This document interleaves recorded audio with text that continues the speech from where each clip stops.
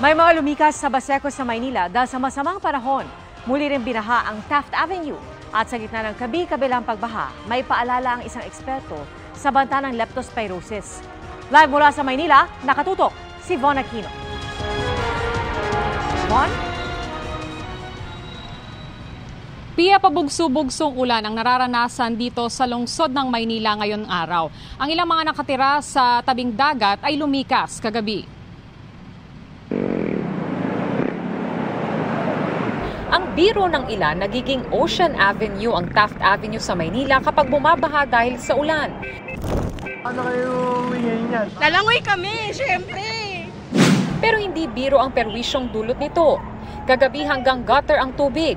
Bumper to bumper ang traffic. Stranded ang mga commuter at motorista.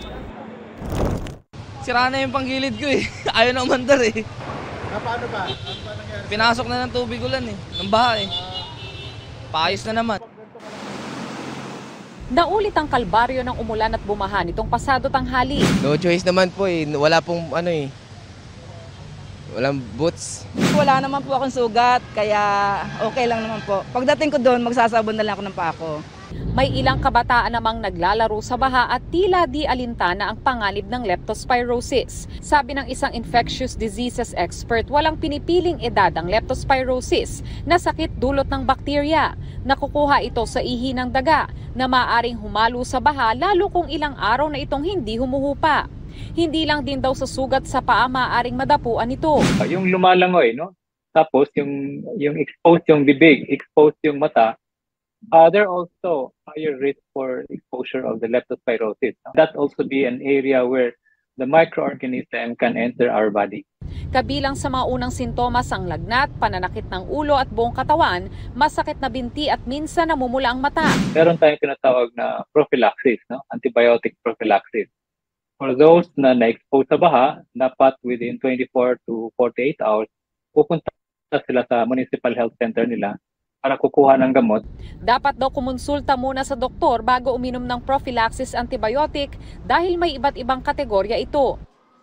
Sa Baseco sa Maynila, 169 na pamilyang nakatira sa tabing dagat at ilog ang nagpalipas ng magdamag sa evacuation center at posible pang madagdagan. Malakas po kasi ang alon.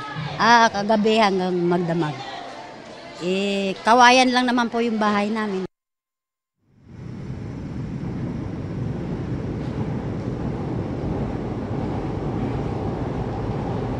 Pia, sa ngayon ay ambon na lamang yung nararanasan natin dito sa Maynila, no? At as of 5 p.m. ayon sa CDRRMO ay nakauwi na yung karamihan sa mga evacuees. Sumupa na rin yung baha dito sa Taft Avenue. Pia? Mag-ingat kayo at maraming salamat, Von Aquino. Magandang balita mga kapuso, kahit ano pa man ang oras, mapapanood ang 24 Oras Weekend at iba pang newscast sa youtube.com/GMA News. I-click lamang ang subscribe button. Sa mga kapuso abroad, maaari po kaming masubaybayan sa GMA Pinoy TV at www.gmanews.tv.